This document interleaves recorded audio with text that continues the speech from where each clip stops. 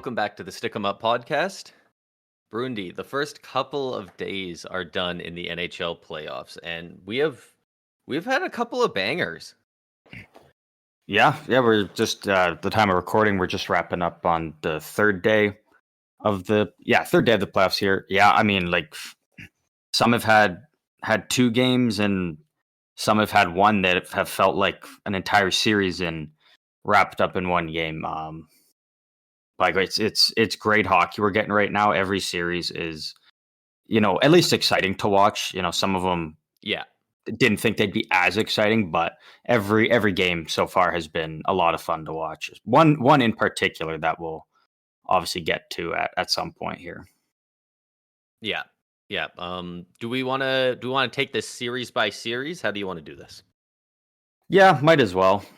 We'll just kind of pick one and kind of quickly go through what we know so far. And again, this is only based off, one, potentially two games so far. So like there's not a lot of stuff to discuss with them, but we'll kind of go through, our initial thoughts on what we've seen so far.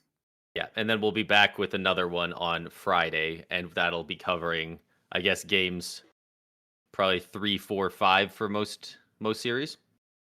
I think the max for series we'd be at by then would still be 4. Oh, but like everybody will have played, at least we'll be at 3 or 4 games, which is a lot more of a sample size than where pretty much every series is only at one game so far. Yeah. Before we get into that, we have which series do you want to start with? Okay. I just figure we'll just throw this out there. There's not much to say. Might as well rattle off. Yeah, Ryan Smith has trademarked the Utah Outlaws, has been added to the list of team names that have been trademarked. They also announced that they have a plan to have 17,000 unobstructed seats in about 2 years' time at Delta Center, which is where the Utah Jazz play. Currently, they're at 12,000, so that'll add 5,000 more unobstructed seats. I believe the Winnipeg Jets currently have the lowest amount of seats in an arena, obviously not including Mulled Arena, and they're at 15K. So once they get up to 17,000, that's a proper amount for, even if it's on the low side, that's a proper amount for an NHL arena. So sounds like they'll have it done next off season, ready for the start of the season in 2 years. And the only other thing really is the Sabres brought back Lindy Ruff. He's been a head coach in the past. He got fired from the Devils recently, and they're giving him another kick at the can in Buffalo. And I saw a lot of Sabres fans really did not like this. Pretty sure he holds some coaching. Yeah. I know he holds some, at least some coaching records with the Sabres. I'm not exactly sure what they are. I think there's actually some pretty high, caliber ones. But a lot of mixed reactions I've seen to this. I thought it wasn't too bad, but I guess people were really not. Quite a few people that I saw were not too happy with it. I mean, it's so hard to tell. There were fire Lindy chants, and then they chanted "We're sorry" at him, and he was nominated for the Jack Adams. Like, he's been all over the map the past 2 years, so it's kind of hard to tell. So what series do we want to start with first here? I'm thinking we start with the Leafs and Bruins, because that's just the money one right now, and it's one of the ones where they've played 2 games. I'm good to start there. They obviously, their second game just finished today. It's been a really fun series, and it's definitely living up to the hype that was surrounding it going in, which I'm very happy to see that it hasn't been a letdown. And I mean, going back to Toronto, tied 1-1. There's a lot of games left to be played. Yeah, and also, I mean, Toronto fans, you love to see it. Matthews, what a game! In a 3-2 win, a goal, 2 assists, a +2, 8 shots. Did you hear the goal call when he scored tonight? He had 6 hits. Dude's putting in the effort. I didn't. Did you see the goal call? So the goal. So basically, they were saying Matthews hit 70, and it's no, it's like we can't push that narrative. I don't care if it's the entire season. You can't do that. You can't do that. Yeah, who's that for? Is that making fun of him? No, I think it's to brag and be like Matthews hit 70. They're trying to still push that There's no like way. it's all one thing. It's like you didn't get it, but we can't be like, oh, he hit 70 on the season. It's like, no, it's a totally different thing. Yeah. So that got a lot of people riled up. Didn't rile me up that much, but like a lot of people were like pretty heated about it, which it's not kind it's of not lame of them to do. Like, yeah, that's going to annoy Matthews. Like Matthews isn't going to be like, yeah, there's 70. No, he knows. yeah, That's why he was annoyed at the end of the season, because it doesn't count in the playoffs. It's separate. yeah. I was gonna say honestly, if I could be him, but if I was Matthews, I don't think I would, think that that's a compliment or anything. I would think that's kind of more of a slap in the face than anything. Not that it was intended to be, obviously, but yeah, depends how it comes across, but big thing for this series and kind of overshadowing a lot of stuff within the media for Toronto, which kind of maybe saves some of their players a bit. But William Nylander has yet to play in this series, and we don't exactly know what it is going on. You got to assume that a lot of mixed reports and rumors. You got to assume that he's injured. There's no way, that's what I think. There's no way he's a healthy scratch. Not just the GM, the president of hockey ops, like Brendan Shanahan, would tell Sheldon Keefe to his face, "You're fired if you don't play Nylander." If he was healthy scratching him, they wouldn't have let him get away with it. Not now, not for game 1 and 2. So I got to imagine it has to be an injury, and they don't want anyone to know because they don't want the guys on Boston. I mean, every team in the playoffs really are not above. I was going to say, you don't want to pull a Evander Kane where just before the playoff starts, he says he's been dealing with I think it was like a sports hernia injury. He's been dealing with that all season. It's like, bro, I get, you're getting hit extra hard now.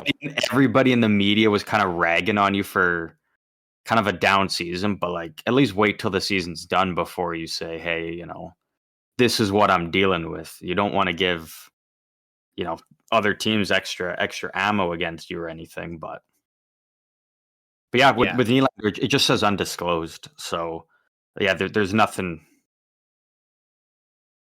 for what is exactly going on, but there's nothing confirmed. But yeah, I mean, I like to think they're not healthy scratching him. I don't think Keefe is that bad of a head coach. Solid 2 games though. They're going back to Toronto. It's 1-1.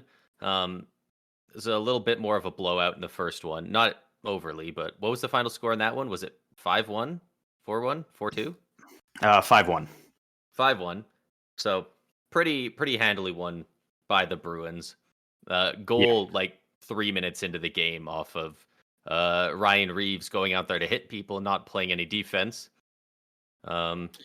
Just usual stuff. That's nothing new. Yeah. He also got an assist. He got an assist on their one goal, so. But yeah. Oh, actually, It's looking real good now. There was a lot of people after that first game that were like, "Oh man, Toronto's in trouble now." And you love to see the series start off 1-1. If you go down 2-0, it can be tough to come back from that to win a series. So it keeps it a lot more interesting this way. Yeah, it has been. The one thing that I mentioned to you prior was I just thought it was so ridiculous. So many Toronto writers were writing articles about should the Leafs go to Wool in game 2 after Samsonov in game 1 had 4 goals against on 24 shots. So 20 saves, had an .833 save percentage. It's obviously a losing number, but that's not. It's not terrible. No, it's not terrible. And then, they're like, well, now's the time to put in, Wool. And if that's your goalie of the future, you got to find out eventually, is he a playoff guy in those big games? And it's like, yeah, that makes sense. But if the Leafs, sit Samsonov and put Wool in and he gets lit up, well, now what do you do? Yeah. Now you can't now do you just throw Samsonov back and be like, hey, we wanted to test something out in the playoffs, so we just pissed away a game. like once you kind of commit to Wool and you put him in, you kind of got to go with him. You make a goalie change unless you're Boston, who rotates their Well, goalies. I think you can. I think you can go back and forth. It's just the fact that It looks so bad if you lose, though. If you lose that game, after one game, you make a drastic goalie change. But it's not that. It's not that drastic. Drastic would be Tampa starting Jonas Johansson in Game 2, right? Like Samsonov is not the bona fide starter in Toronto. Well, it wasn't even like Samsonov playoffs. It's not like he even had a bad game though. No, and that's why I do agree, because he did not do bad enough for them to pull him. I don't think they should. Like if he put up like horrible, like if he was in the 600s or 700s for save percentage and 3 goals on the first 6 shots or something. Yeah, he's been playing fine. A lot of good goals by Boston. And Samsonov had a hell of a game tonight. Yeah, he's a huge reason why Toronto was able to win that game. Yeah, 3-2. I mean, 1-goal game. It literally doesn't get closer than that. So yeah. Good on them for sticking with them. I don't think it would be necessarily wrong at any point to swap to Wool, just because I do think he's really good. And if you can run a bit of a tandem with guys who are each somewhat reliable, maybe kind of each give them a little bit of extra rest, it could work. Well, I realistically, after that game, you obviously don't need to put Samsonov in. But if they do have questions in the future about Samsonov, I don't think they should worry too much about putting Wool in. But here's the problem now: is like if they were really gonna go to Wool and commit to him, I still think it would be ridiculous. But this would have been the game to do it, because obviously you go in with Samsonov next game, and if Toronto loses, Samsonov has a rough game, like that's a big decision to make, to put in Wool in and be like, if we win this, it's tied up again. But it's also kind of like a do or die game, because if you go down 3-1 the series to Boston, you're probably losing, unless you're the Florida Panthers of last year. Yeah. The Leafs know that better than anybody. So I think like, I'm not the biggest fan of Samsonov, but I think he's the guy that they got to ride, and it's not good because in Toronto you can't block out the media. Like it's not possible. It's a big reason why a lot of guys don't sign there in the end.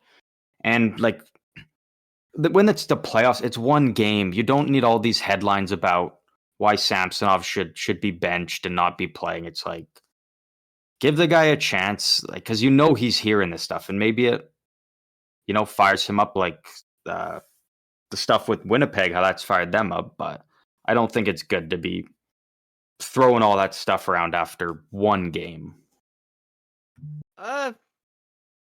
You got to report on something, and people, give us reports on Nylander. Give us reports on what Nylander is. Yeah, but we know something about the goalies situation because we watched the game. We don't know anything about Nylander by the sounds of it. Sounds like nobody does.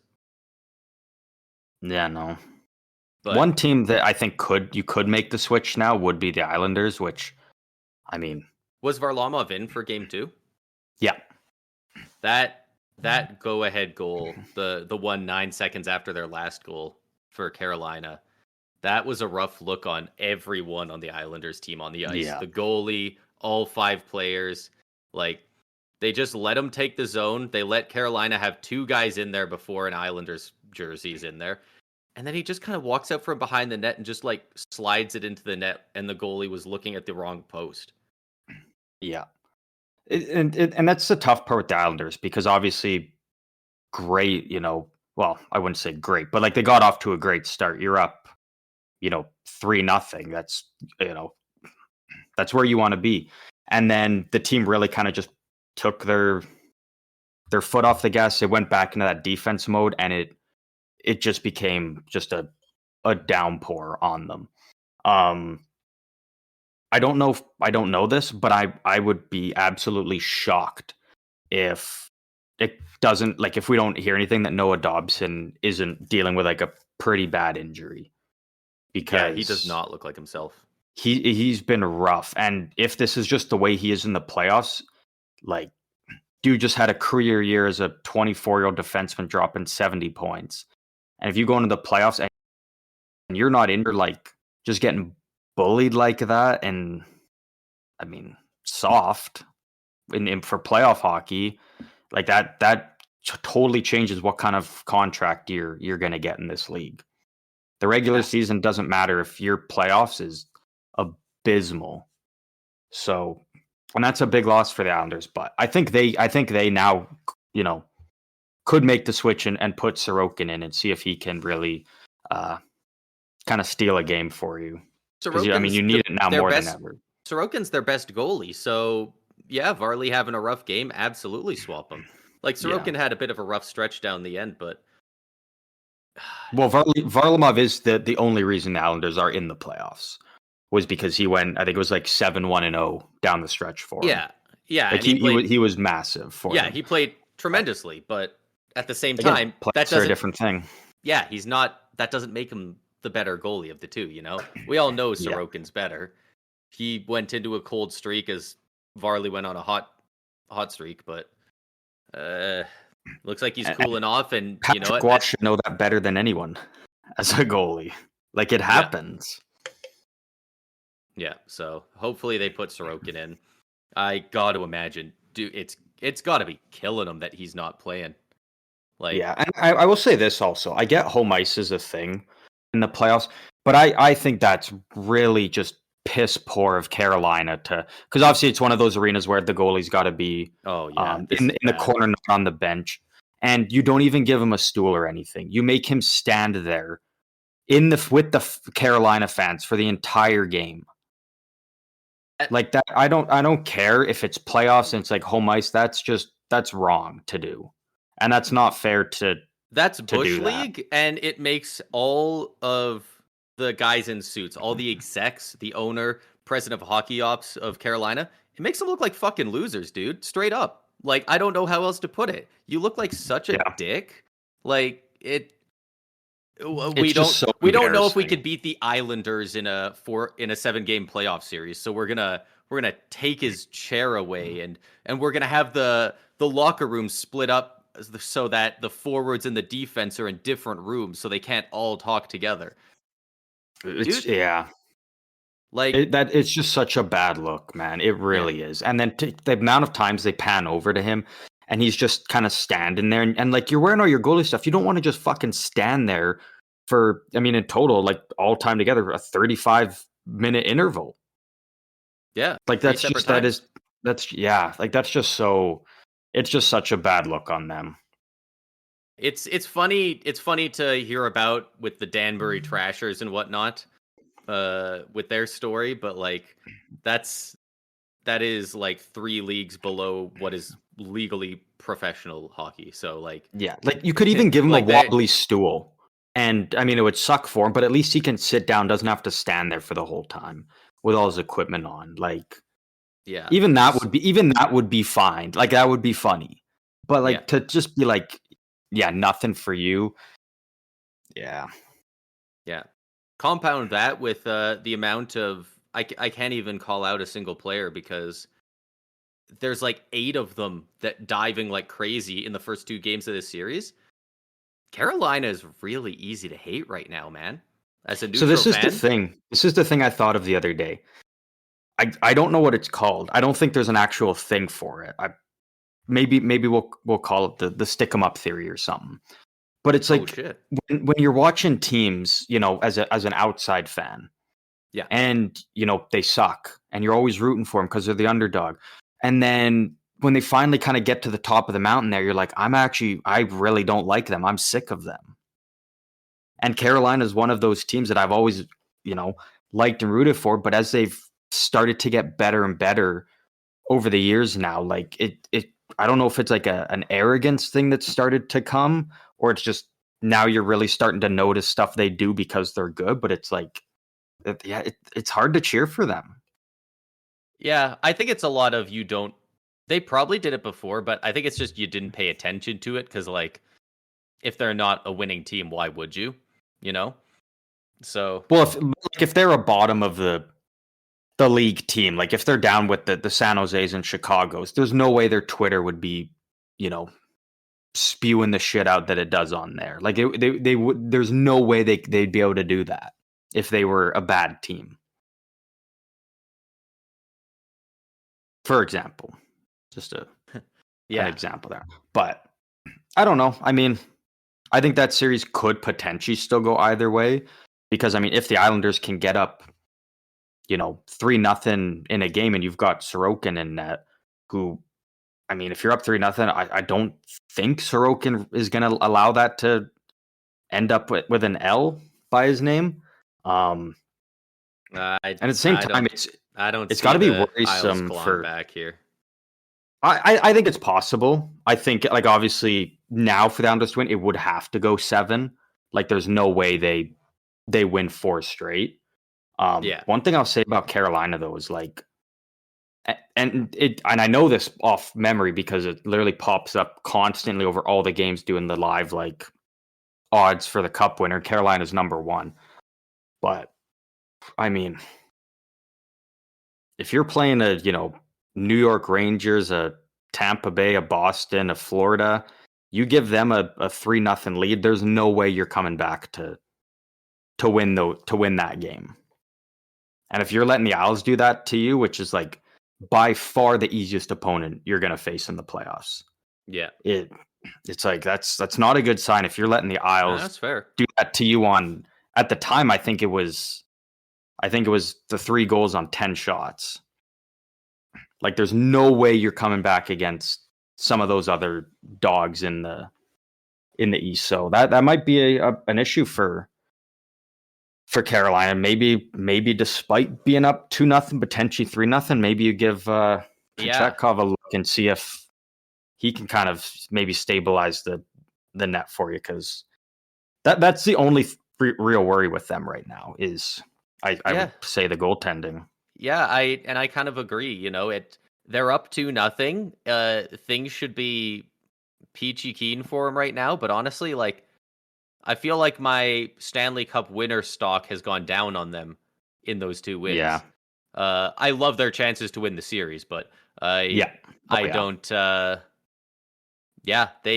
I've watched a couple of the other games, and, like, I think the way Boston and Leafs have played in their 2 games, I think both of those teams, either one, looks better than the Hurricanes right now. If everyone on Carolina was playing like Jake Gensel, they would be a lock for the cup. Gensel is so noticeable out there. Like, dude looks like a Hart Trophy candidate the way he's playing out there. Like, every time he touches the ice, he gets a scoring opportunity. He's getting turnovers. Like, dude looks undeniable out there right now. I will say with the Hurricanes, and this kind of goes back to last year a bit, but, like, their biggest concern outside of them is who's knocking Florida out. Yeah. Because, like, I mean, it happened last year. I think Florida would, like, just whoop Carolina. Yeah, I think Carolina is one of the softer teams in the playoffs, and their style doesn't match up with Florida already. I would argue the softest team. Yeah, and Florida's style matches up so well. Compound that with how physical they are. Yeah, they beat the crap out of them. Yeah, so, like, I think that, like, that's even the Rangers. I mean, probably actually whoop them pretty good. But even if you get by the Rangers, like, their biggest thing is just someone's got to take Florida out for us. Yeah. I guess speaking of Florida, well, yeah. We'll check in with them in Tampa here. So they've played one game. Your thoughts on it first. Yeah, they've played one game that Florida won 3-2, I believe. It was a pretty tight game, pretty close game. Florida came out swinging in the first 10 minutes. Panthers nice deflection by Reinhardt to start it off. Yeah, real nice deflection. There was not much to do on that one. I don't feel terrible about it as a Lightning fan. I think Vasi looked freaking sharp out there. He looked really good, which bodes well for the rest of the series. It was 3-1 with very little time left. Tampa scored on a with the goalie pulled on a power play, so it was a 6-on-4 with like I think it was 9 seconds left. Realistically, like it basically it felt like a 2-1 game. Yeah, there Like was even though the score says 3-2, it really felt like looking back, it's like that was a 2-1 game. Yeah, there was an empty netter to go up. Yeah, they only scored twice on Vasi. Then they got an empty netter, and then we scored with 9 seconds left, 6-on-4. So basically a 2-1 game.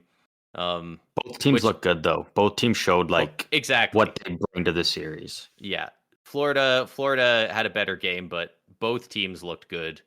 I think both teams looked. Is it crazy to say both teams look like they're playing at a higher level than the Bruins Leafs series? So I was about to say, out of every game, and I just scrolled through every game here and looked, because I've the only game I really didn't catch a whole lot of was the Rangers Capitals game, which I mean I still caught parts of it. But out of all the games, it's like Tampa and Florida has been, I would say, that like feels the most like a playoff game. Yeah. Like not like from an atmosphere perspective or anything, but like just the game. Yeah, like it was such a close game. Again, it felt like a 2-1 game. Just a hard game, lots of chances. Like no team I felt like kind of dominated large portions of the game. It was two teams that are evenly matched up going at it, and to me it was not the most fun game to watch, because there's obviously the Winnipeg Colorado one. Yeah. But this was like this one definitely felt the most like a playoff game. Yeah, it had that different style of game to it, and both teams adapted to that pretty quickly. Yeah, I also feel like maybe with the Leafs Bruins though, I feel like a lot of momentum got killed when Boston comes out and crushes them 5-1. Like I feel like if it was like a 3-2 win or a 2-1 or like a dying second, trying to tie the game, you come up just short, like maybe different. But like I feel like that killed a lot of the big momentum coming into it. And then obviously the game tonight did pick it back up a bit more now that the Leafs really pushed back and showed that they're in this and can easily hang with the Bruins. Yeah, game 2 was a lot more fun to watch in that series, because the Bruins, man, if they get a lead, they park the bus. But, unlike teams like the Islanders, God, they're so good at locking the game down. Yeah. God, they are so good at making it boring. They just get a 3-4 goal lead and then they make your life hell to get the puck in their zone. Like, it's so hard to break through and get opportunities without a penalty. Like, yeah. And I mean, that's to their credit, right? Like, their job is to win the game, not entertain people with their play, right? So, yeah. But yeah. And then obviously the kind of least exciting one, I mean, because I still caught parts of it, but like the Rangers Capitals, I mean, it's kind of what we expected. Like a 4-1 Rangers win is kind of right where, like if you had to guess what the score would have been, you probably would have done something around this. Could have maybe done 5-1. I think that's what I would have done. Rangers look good though. Little rocky start when Rempe goes out there and immediately gets on the score sheet for taking a charging penalty 2 minutes into the game. Yeah. Then after second that, period, he got on the score sheet. He got the score sheet again. Yeah. He got the first goal of the series. And then first the Rangers playoffs. Yeah, for that series or for the team. Yeah. Oh, I guess it was for that series. Yeah. I saw a bunch of highlights earlier saying that he opened the scoring for the playoffs. But that must have been posted by the Rangers or something. And then, I mean, after that, the Rangers kind of just cleaned up and got up 3-0. Capitals come back quick, and then the Rangers kind of locked it down till a nice goal by Kreider. And this is kind of what we were to expect. I can't believe how many people are like ripping on Ovi because he went without a shot on on goal. And it's like, I mean, like his fourth postseason game in his career where he didn't have a shot. Yeah. It's like, man, like, again, I love Ovi. I still think he's great, but like he is also, 37 now. Like we're kind of at that point now where you can't expect him to go out there and he's 38 actually. Like you can't expect him to go out there and control a playoff game and and carry the Capitals to a win like he used to. Like it's got to, again, like it's been the entire season for the team. It's got to be a collective effort of all, 18 players and the goalie that is going to get the win. It's like it's not just on Ovi. Ovi's kind of just a part of it now almost. Yeah. Did this, out of all the games you watched, and I know you said you didn't watch a ton of this one, but did this one feel most like a regular season game to you? Like the way it was played, not the atmosphere. I think a lot of that is because the Rangers got up early, so it. Well, I mean, it was a good, because it was kind of. It was kind of on the physical side. Like you could tell, like there was some emotions, and like obviously, Wilson at the end, especially these teams don't love each other. Like they're not buddies, so like it is going to be a bit chippy. But I mean, it felt like it was just harder hitting. It felt like there wasn't a massive change in the style of play. Like I feel like almost every other team we've talked about, like if you watched 5 games and one of them was their game 1 and the other 4 were from the regular season, I feel like you could fairly easily pick out the playoff game. It didn't look that different to me in that one, which I mean, so if the Rangers get up and they're winning and they can play like that, like why wouldn't they, right? You don't have to adapt until you run into an opponent where you have to play that style and you have to take advantage of the slightly different rule book that the refs call with. So yeah, well, like you said, atmosphere aside, the Nashville Vancouver one a little bit, but I think I would still give that one more of an up over Capitals Rangers. Yeah. Oh, great atmosphere in the Vancouver home arena, dude. That Vancouver and Winnipeg, both were nuts. The crowd was going crazy, dude. Yeah, that's so good to see. Especially Vancouver, like you could tell that's a crowd that's waited like 9 years for this. Dude, it looked like the finals. Like the only other time they were in the playoffs in that like time span was they snuck in the COVID year, so they didn't even get to play in front of their fans. So like they've been waiting. They've been waiting a long time for this, and boy, did they show up for it. Yeah, and that was just really fun to watch. As was with the Jets as well. The whiteout. I think Canucks crowds were both electric. Yeah, I think Canucks fans need to pump the brakes a bit on how they celebrate after one win in the playoffs so far. I saw a photo. There's a big parade of fans marching down a street, and one's hoisting up a big replica Stanley Cup. Oh, yeah. I was like, maybe wait till at least you've won one series. They've notoriously always done that. That's out in was it Sudbury, I believe. No, because Sudbury's over in Ontario. No, it's something like that. It's like 30 minutes outside of Vancouver. It's this little thing. If you could find the video, I'm sure the name is with it. But they're notorious for like their diehard fans, and like they take to the streets for any win in the playoffs, like ever. Oh, you're thinking of Surrey. Surrey, that's it.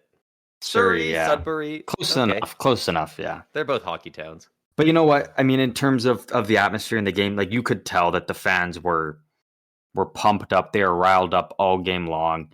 They were loud. Like it was such a cool atmosphere there. I think by far the two coolest, playoff atmospheres we've seen so far is Vancouver and Winnipeg. I mean, like the Winnipeg whiteout is. Yeah, those are the only two that watching the game, I went, this is what having home ice advantage is.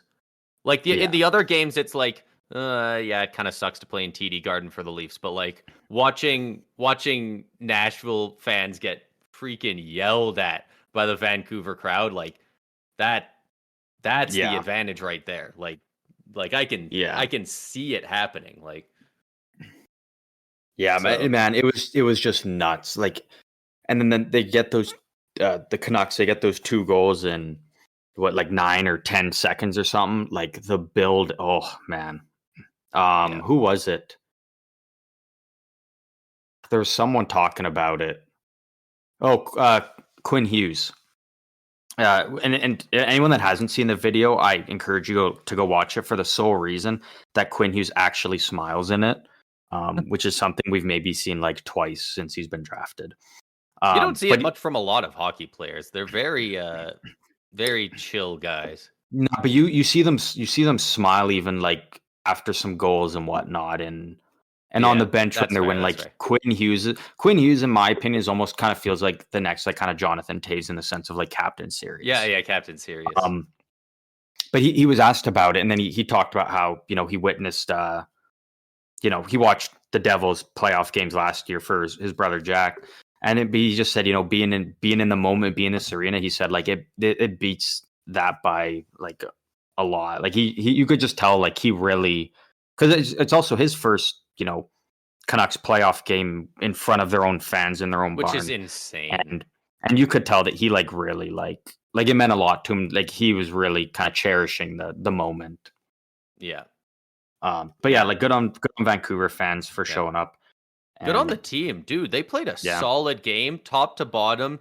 Demko had a couple incredible saves. There was one like a minute and a half into the game. They sprung, I believe it was Evangelista, and he got in all alone. He made a great move. Looked like he had Demko beat dead to rights, and he stretched across, basically did the splits, caught him. Demko's looked like the best goal. I mean, obviously, again, super small sample size, like 10 total playoff games. But like Demko looked the most solid in game one, despite being the guy who just recently has come back from injury. Like he looked dialed in, and I mean that's kind of how he became the new goalie for the Canucks. He came in the playoffs back in the bubble and just stole the show, and then they've kind of he's been their guy ever since. And getting back in the playoffs, he's picking right up where he left off, which is a very good sign for the Canucks. Yeah, dude, a team that dangerous top to bottom, their top guys are all superstars. They have depth. Dakota Joshua, I believe, had a pair of goals in their win. And then on top of that, you have a goalie who can not only be solid but straight up steal games for you. That is a recipe for success, and I do not see enough people giving them credit in the West as a team that could win it. You're seeing a lot of Dallas, a lot of Vegas, some Avs, Edmonton. Like I feel like most people have Vancouver outside their top four in the West alone. Yeah, but dude, they look dangerous. It's also funny. I saw someone like this happened. This was just recently because this was just after the Dallas game. But there was someone who put out that three guys who have already shown up and been huge in the playoffs. Obviously, being Dakota Joshua, Verhaeghe for Florida, and then Mason Marchment, who scored tonight for Dallas. All three of those guys were traded for like nothing out of Toronto. Yeah. So to be fair, Carter Verhaeghe was traded like 6 years before he even slightly started to break out with Tampa. Like that was a long time ago. Yeah. Well, even Dakota Joshua hasn't gotten his looks until last year. But just kind of funny that all three guys that like are exactly what Toronto needs. Like if there's a type of player, it's like those type of guys. Yeah. Or Zach Hyman, who got a hat trick tonight. So. And you know what? People say that Toronto could use him, and I mean, what team couldn't, right? But how many points, how many goals does he put up playing with Matthews or Marner? Like McDavid went nuclear to get him to 50. The thing is, Hyman obviously wouldn't with Matthews because those two would like obviously I know that kind of the 69 goal scorer is not the setup man. Yeah, exactly. So like it's it's tough to say on that, but we were talking about how good Demko is. Let's talk about. I mean, you can say goalie or goalies who didn't look great in the most exciting game so far, just due to the crazy amount of goals in the back and forth. Winnipeg and Colorado series got off to a fantastic start. Yeah. I mean, what are your initial thoughts on that that game, that series, how are we feeling about it? That does not look good for the Avs. Their whole thing is they have to outscore their problems. The Jets is their game plan's the exact opposite. And the Avs scored 6 and they lost. Like that, your whole thing is you have to outscore your problems, and the Jets dropped 7 on you. How are you supposed to win? Because when's the next game they're going to get 6 goals? Well, exactly. So my first thing was they could easily hold them to 1 goal next game. So yeah. Once if you're scoring 6 goals in a playoff game, you should be winning. Like, you should not be like, man, we just potted 6 goals. Oh, and we lost. Hell, in a regular season game, you should probably win too. Like, that's pretty tough. They got to shore up defensively. They have recalled one of their goaltenders from the minors. I believe it's because their backup is sick. They're not looking to make a change already, but they did. So right now it's Georgiev and their 5th string goalie. Because obviously Francouz injured, is going to retired now, and then their 3rd guy who's been their backup, on Anunin, I think is how you pronounce it, is sick right now, and then their 4th guy I think is injured in the minors or something. So they've called up a guy who has never played an NHL game, Arvid Holm, and from what I saw, he's only I think ever played 5 pro games in North America. Wow. So, that's not you can't turn to in the playoffs. That's not an insane amount higher than E-Bug level. Yep. It's so they don't position. even if they drop 10 goals the next 2 games in a row on Georgiev, I think you still ride him for game 4. I don't think and that's the thing. And this was what I said anything about it. And I said it about the Avs midseason. I said even though they're doing good, it was back around the All-Star break. I was like, Georgiev's not the guy. What tipped the Avs over from the previous years of failure to winning the Cup? They went out beginning of free agency, and they gave up their 1st round pick for next year right away to get Darcy Kemper, a solidified, strong starting goalie, and then they go on to win the Cup. A solidified elite goalie. Yeah, I mean, at that point with Washington now, but not now. But at that point, he was at time 4 or 5 seasons in a row at a 9-10 or higher or something. He was the only thing keeping Arizona afloat. Arizona might have already been relocated if he wasn't playing there when he did. And then somehow Vejmelka came in and started doing more of the same. They've had weirdly good goaltending considering how bad they've been for a long time. Yeah, actually, but that's the thing with Colorado is you're not going to score 6 goals on Hellebuck again this series. You probably aren't. You maybe score. You probably don't even score 5 on him. Honestly, it's just game 1. Emotions are high. Everything's going on crazy. They have a lot of firepower. I could see it happening once or twice more, but I think max once they get 5 by Hellebuck. Even if it goes 7, I don't think. I think Hellebuck will settle down now and But for Colorado, that's just they tough, have enough elite talent that there are some shots that a goalie cannot save. And I think they have enough power that they can generate at least 2 or 3 of those a game. Yeah, I mean, I think they can still put up 4 or 3, but to put up 5 in multiple games, no. Obviously, maybe could happen. Well, obviously, we'll find out. Yeah. But for Colorado, that's so brutal, man. You're in such a tough spot now. Yeah. The important thing is if you put up 5, can find a way to put up 5 on Hellebuck in the next game, are you going to be able to stop them from scoring 6? Yeah. They either I mean, it's too late in the season to be able to fix both. You gotta either be able to keep the puck out of the net, or you gotta go, okay, we need to learn how to score 10 goals a game.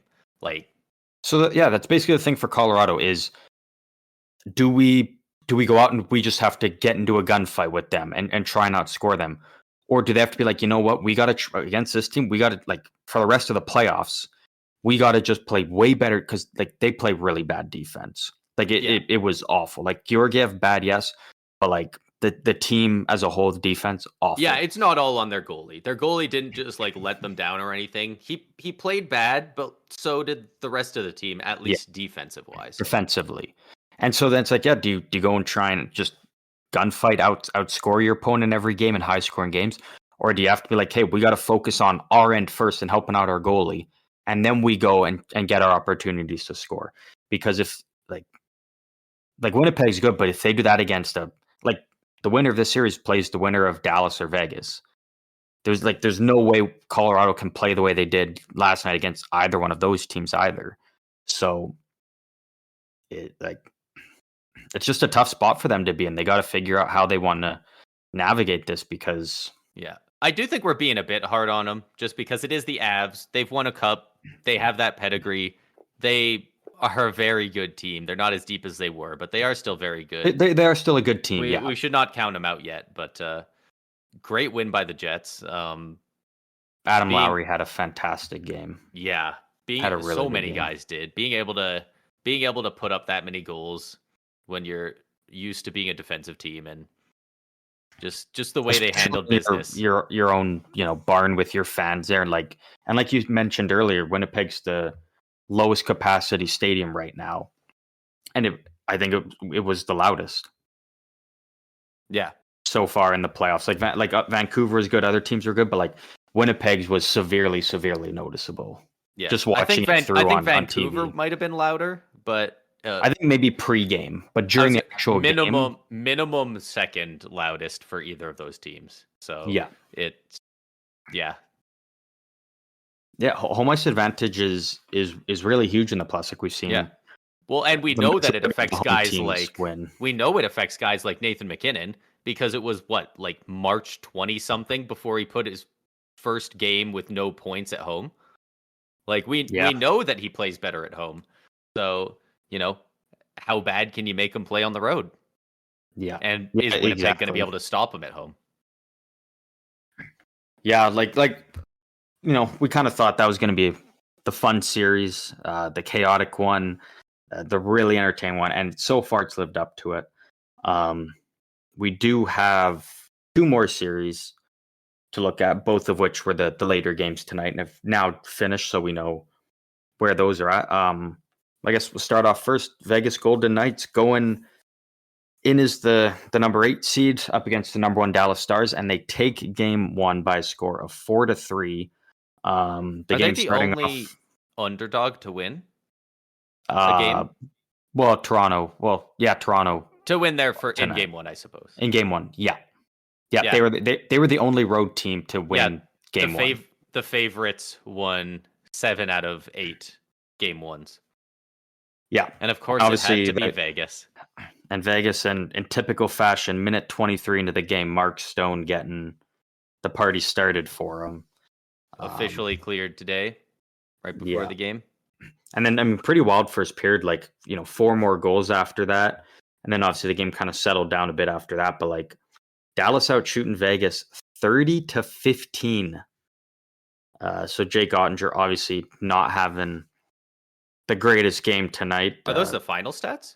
Yeah, that's the final stats. Wow, Vegas only got 15 shots.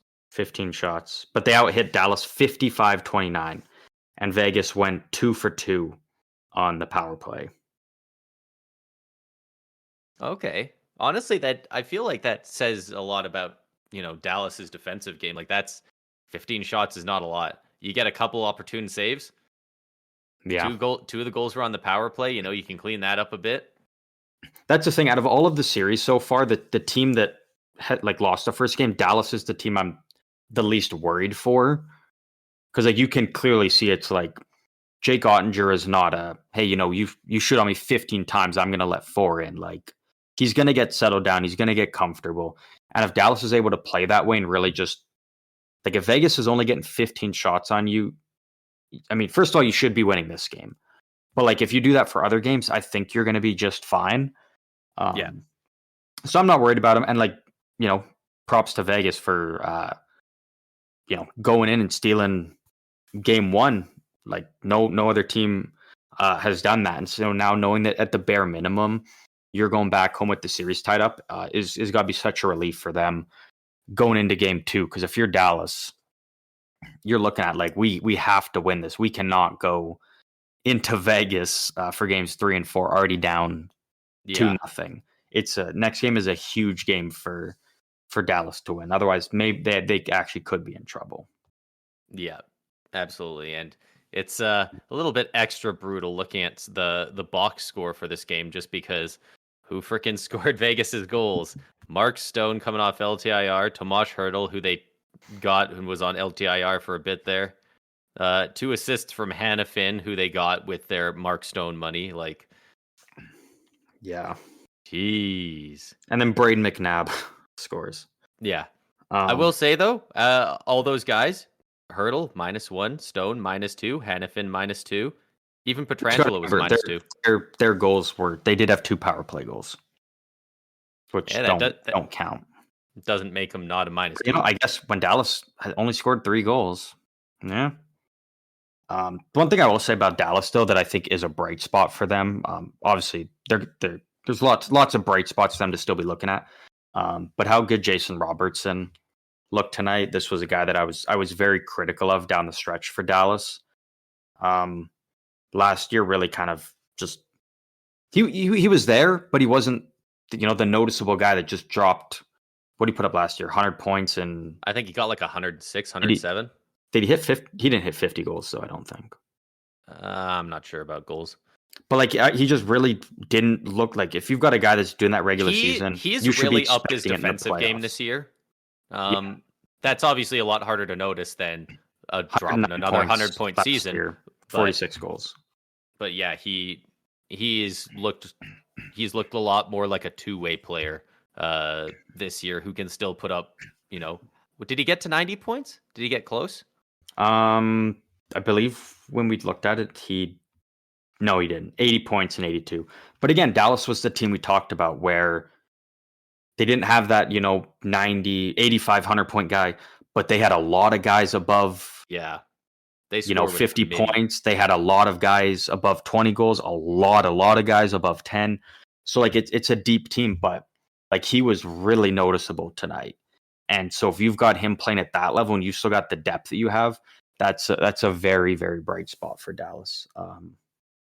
And I would expect them to win game 2 based on what I saw tonight. But again, with this Vegas team, you never know. Afford to lose game 2. They got to go out there and win.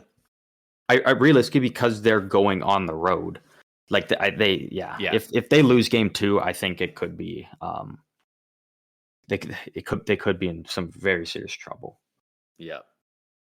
And then the last series, the one that just ended, the very latest tonight, the Oilers and Kings, with the Edmonton Oilers winning game 1 by a score of 7-4, capped off by a Zach Hyman hat trick, a 5-assist game from Connor McDavid, and a 4-assist game from Evan Bouchard.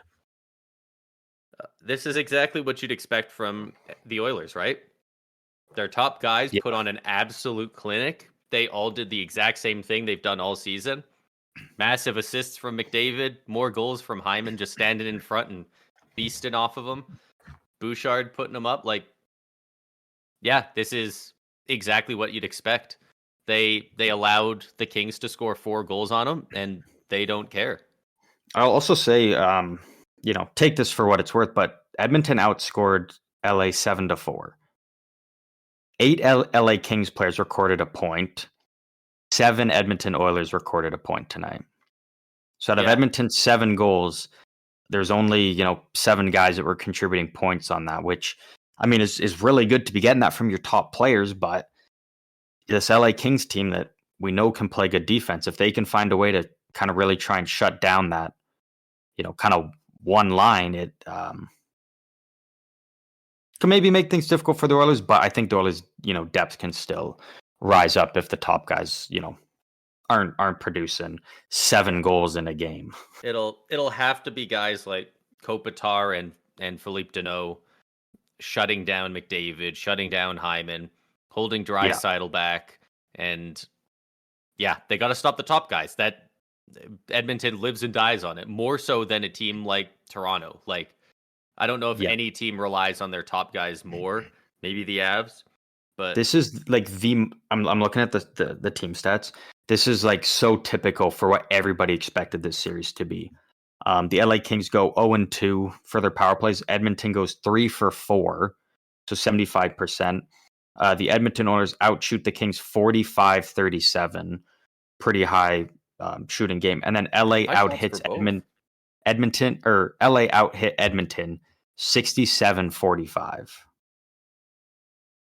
So the teams were like, it's exactly what you would expect from this series. Lots of shots. Edmonton's power play numbers off the 67-45. charts, and a shit ton of hits. Yeah. That's over 100 hits in a 60-minute game. Yeah.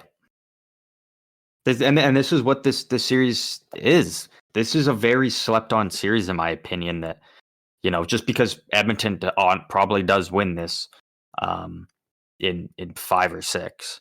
But like, it is very entertaining hockey. Just in terms of what you're watching, but I would have liked it to be a bit of a closer game, but yeah, for entertainment value, it's for one sure. Game. But it's only one game. Yeah. I don't know if I've ever seen a box score look like this, where there's just this many hits. Like 1, 2, 3, 4. They've got 4 guys with 5 or more hits. Like, that's crazy. McDavid has 3 hits.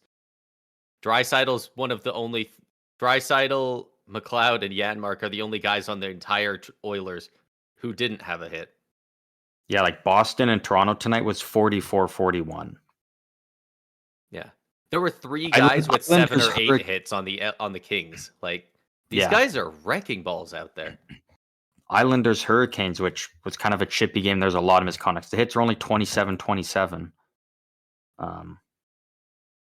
Yeah, a high hitting game. Hard hitting hockey, like regularly. Yeah. So that's the thing. These teams came out and they were, going back and forth, and 3 years in a row. I think a big thing for the Kings. Of each other. Oh yeah, but a big thing for the Kings is you got to stay out of the box. Yeah. If you're getting lit up 3 out of 4 times on the penalty kill, you need to stop taking penalties and be like, we can't afford this. Yeah, and it's not about improving your penalty kill. It's about letting McDavid, Draisaitl, Bouchard, and Hyman go to work when you're a man down. You can't. Yeah. You simply cannot. No. Against those guys, like you have no chance. Yeah. I believe Tampa against Florida, I think we only had 2 power plays the whole game, maybe 3, and we scored on at least one of them. Like, I think Tampa had 2. Yeah, like the Panthers did a great job of keeping out of the box. And Tampa went one for 2. Yeah, so like that's Tampa's 5-on-5 really hasn't been that great this year. Number 1 power play in the league and like top 5 penalty kill. Like, we're gonna do everything we can to make it high event. A lot of penalties on either side, so we can get our chances, and the other teams need to work on keeping it down. And I think it's a lot of the same with the Oilers. Yeah. I mean, the thing with the Kings is like, I'm not totally worried about them yet. Because I mean, again, if you can kind of again, it's way easier said than done. But like, realistically, if you shut down McDavid, you're fine. Yeah. All 3 of Zach Hyman's goals were, I mean, like, no offense to Hyman, like, you did get a hat trick. That's very impressive. But like, it was largely due to the play of McDavid and what he was doing. Like, McDavid was by far in a singular game the most noticeable player in any game of the playoffs thus far, and that's not a surprise because it's McDavid we're talking about. I don't think they can stop him. Like, just watch him out there. Thing. That very first goal where he just walks in and he just spin-o-ramas around the dude without losing any speed, chips it out front to Hyman for a free goal. Like, that dude looks like he's playing pond hockey out there. He doesn't look like he's trying yet. He just dropped 5 assists so casually. Like, and the thing is, like, when you look at some other players, like you look at, Aho with Carolina, maybe honestly probably even Zibanejad with like derangement, like lots of guys you can look at and be like, okay, you know what? We've got an elite pairing defenseman. When he's out there, you're out there shielding him and you're doing everything to stop him. The problem is nobody on the Kings is even close to being able to keep up with McDavid. Yeah. You can cover him, you can screen him, you can stick right by his side all you want. In 2 split seconds, he's 10 feet away from you.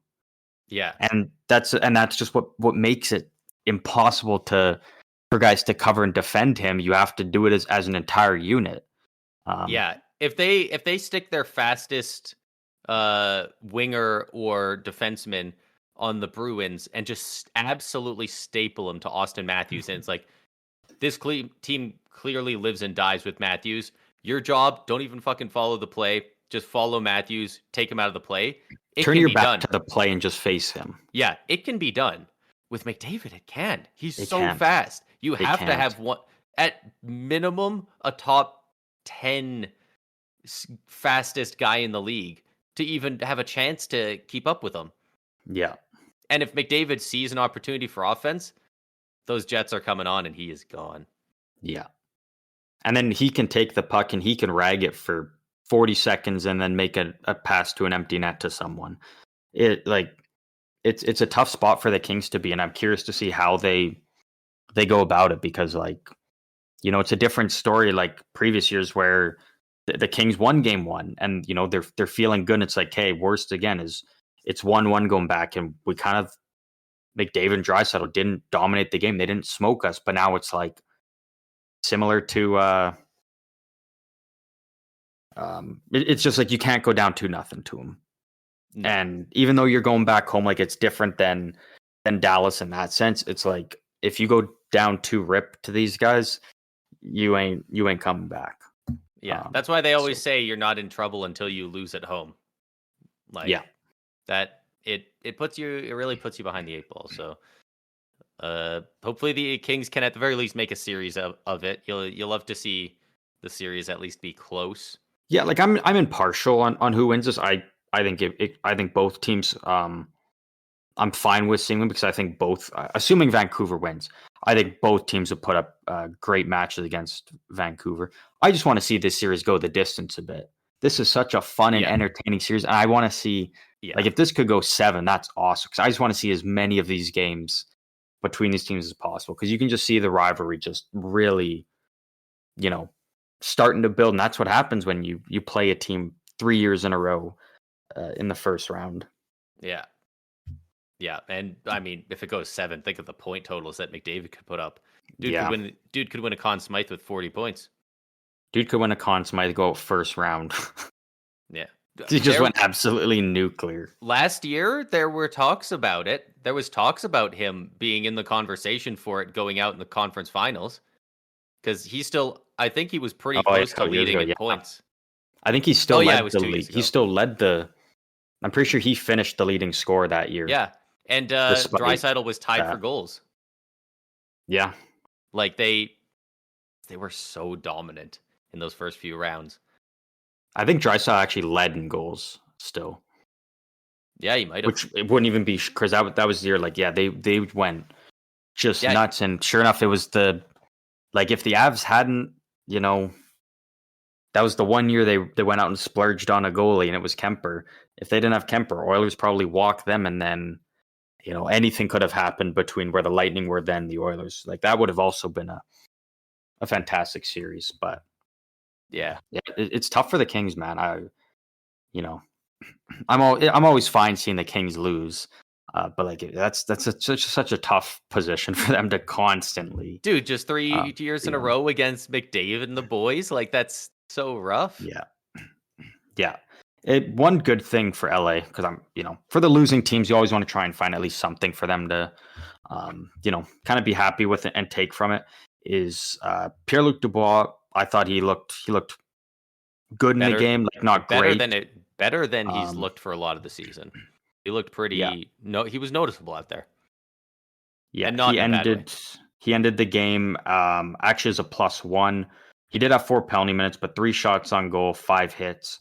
And this was the thing with Dubois. Yeah, the goal obviously is he obviously didn't have a great regular season, but I think a big reason of why his trade value is where it's at is because he's a big guy and can play hard in those playoff games. And this is kind of where it's the big determinant for LA is in the playoffs. Did Dubois is he still kind of missing, or is he make himself known and kind of be a force in the playoffs? And it's trending in the right direction. Yeah, obviously need to see it happen consistently, but it's a good sign to see that he's made himself known in the series early, as opposed to waiting for when is he gonna show up. Yeah, he's notoriously had a bad year this year. 16 goals, 40 points, all 82 games played. Like, that's not what you want out of a guy you're paying that much with that much promise. But that's the thing is like it's he's still a not going to solid get healthy. season, but He's not going to get healthy scratched anytime soon.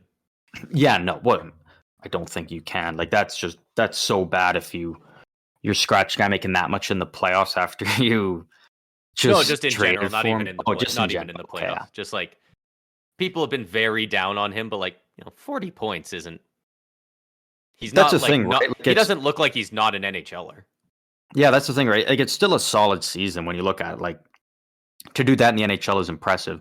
It's just that thing nowadays of like you're tied to your contract and it's what are you making? And it's like, oh, you're making this much. Well, you should be here then. Like you should be doing better than that given what he's making. But like in terms of everything, like it is still a solid season put together. Yeah, yeah, for sure. But that kind of goes through that's all the every series, right? Yeah, I don't know if did you have anything else kind of you wanted to throw out from any of them or things you've noticed through them or anything? Not too much. I did really like Connor Hellebuck's comments after game one. They asked him, "How do you feel about how many goals the Avs were able to score on you?" And he said, "Stats don't matter. Individual stats don't matter in the playoffs. We got the win." And that's the perfect answer to that question. Yeah, yeah, that is. I'm sure you're keeping an eye on your stats throughout the regular season, but as soon as you get into the playoffs, it's did you get a W or not? That's the only stat that matters. So here's one thing that's really bad, and that is obviously gonna be a big thing. Is after the Islanders went up 3-0 tonight against Hurricanes, which I believe was within the first it was within the first 4 minutes of the second period. So, 36 minutes of hockey left to be played after that. They only recorded 3 shots on goal. Yeah. Like that's just not acceptable. I don't care if you're like, hey, we're up 3-0, let's play, defense and try and lock it down. Getting 3 shots on goal, like that's criminal. That is so unacceptable from any team in the playoffs. So it blows my mind how many players will do that park the bus mentality, try and lock it down, play majority defense, and just end the game out like that. When, dude, like we've just seen so many times where it doesn't work. Like, yeah, how many teams go, oh fuck, we just made it 5-0 instead of 4-0. Why did we score again? Yeah, well, actually, it kind of does work with the Islanders a bit. Obviously, they bring this up now because the streak ended.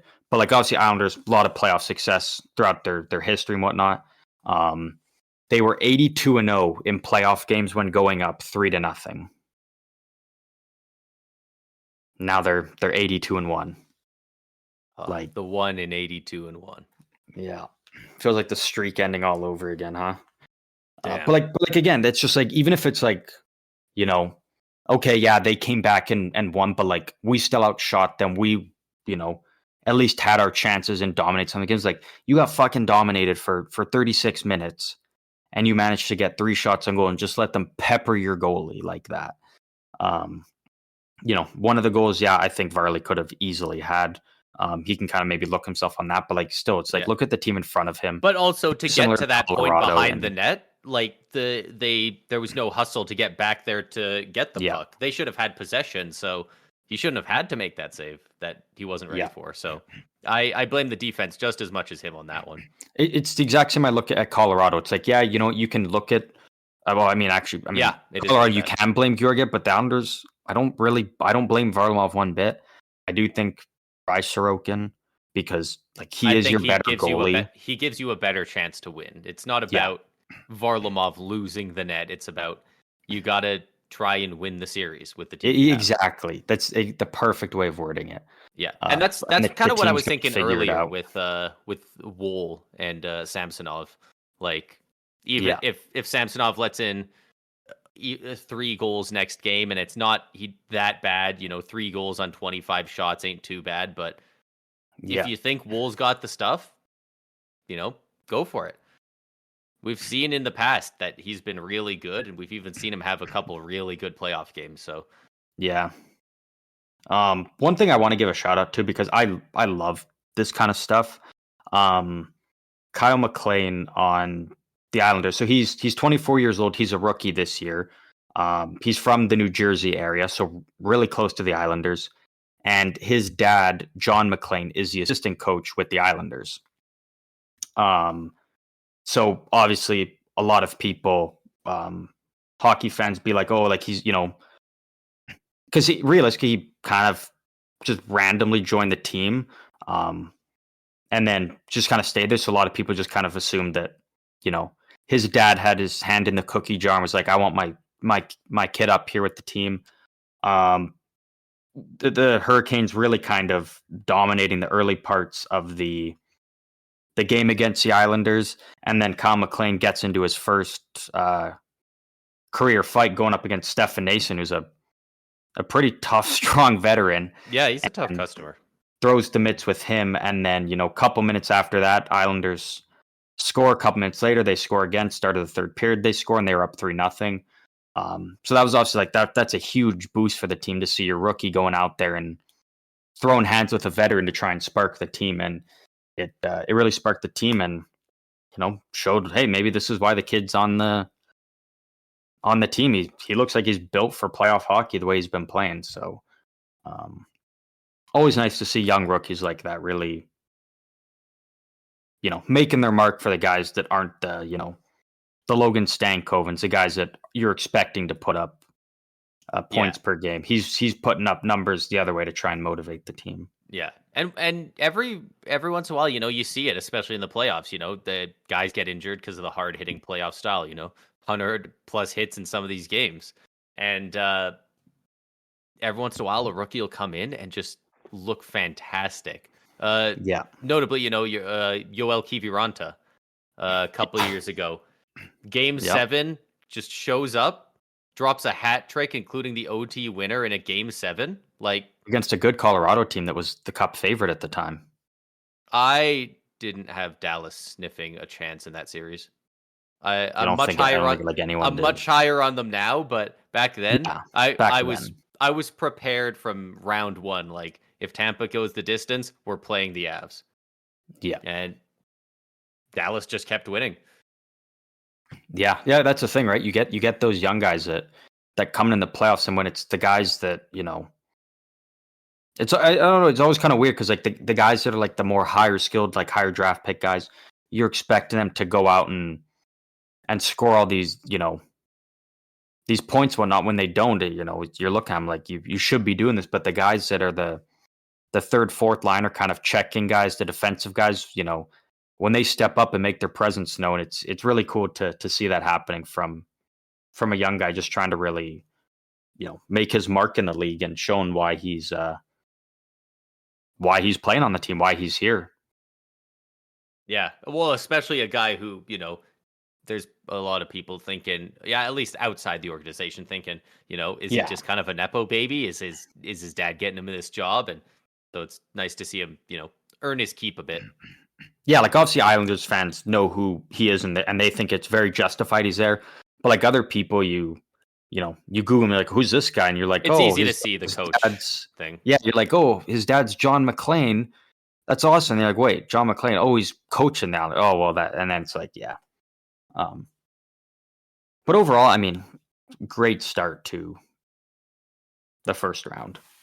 It's every game I've tuned into has been exciting. Like even the games that we've been talking about as being the less exciting ones, they're still very fun to watch. Still very good. It's so good. Yeah. Like, and a lot of the times we were talking about like, the play on the ice, not the atmosphere, but the atmosphere is so important, dude. It is so fun to see these arenas just erupting every goal. Like it's playoff hockey fucking rules, man. I'm so glad. Good. It's so good. There's nothing better than it.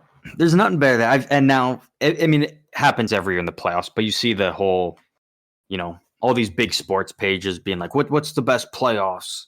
Because they kind of do it when NHL and NBA are both going on, and like it just seems like this year there's just an overwhelming amount of people like being like, yeah, man, hockey is just it's so different, it's so good, it rules, and it really does. It's Yeah. this is why this is kind of the best time of the year if you're a hockey fan, and By far the best playoffs in sports.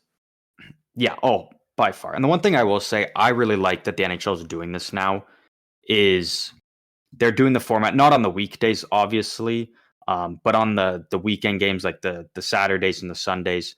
They're doing full days. Like you've got your first Eastern game. As soon as that ends, the next East game, and then that ends, and the kind of the Central game that ends, and then you've got your Pacific, your West Coast games, and you can sit down on the couch at 10:30 in the morning, and you're watching hockey until 11 at night. Like it's so great, and you're not getting any dull games. Every game is exciting and build up to it. And they're all in different arenas, so if one goes to 5 overtimes, you don't have to worry about the next one getting postponed. Yeah. Like it's so great to, Yeah. Honestly, Boston just had to play the next day because their game got pushed. Yeah, it's so great that they're doing that. Yeah, and it's very well deserved with this year with how just deep all these teams are, and how like really still even though you've kind of got your cup favorites, 14 teams can still win the cup this year. So like it's just great. It's so exciting, and it's only starting. It's only starting right now. Yep, we got like 2 more months of this. Yep. So buckle up because it's getting interesting. Yeah, it definitely is.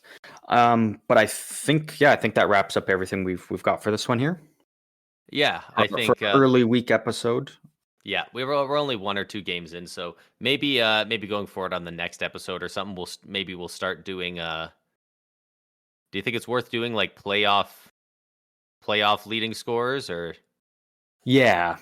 By next episode, like I said, every team have played at least 3-4 games, so then that way, we'll kind of more stats of kind of really showing what it's looked like so far, rather than just the 1 or 2 games that have taken place. It's probably McDavid with his 5 assists. Yeah, he'll probably still be at the top come next episode. He's one of the only guys who's played only 1 game. He's already got 5. But yeah, that wraps up everything we've got for this early week episode we've got here for you on the Stick 'em Up podcast. As always, you're more than welcome to follow us on any of our socials. We are on Instagram, Twitter, and TikTok at SEU Hockey. We're active on there. We check it daily.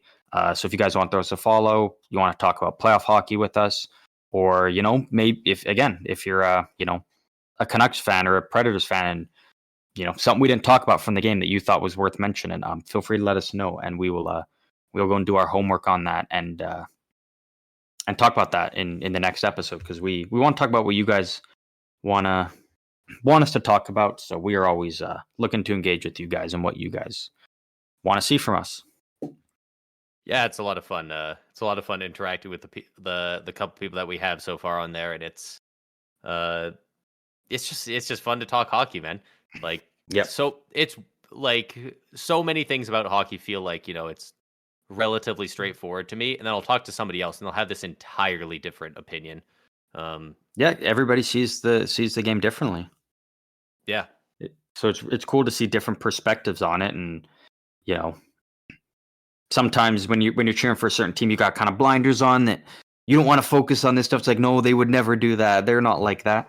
But then when you hear other people's perspectives and you see it, then you're like, oh yeah, maybe you make a good point. So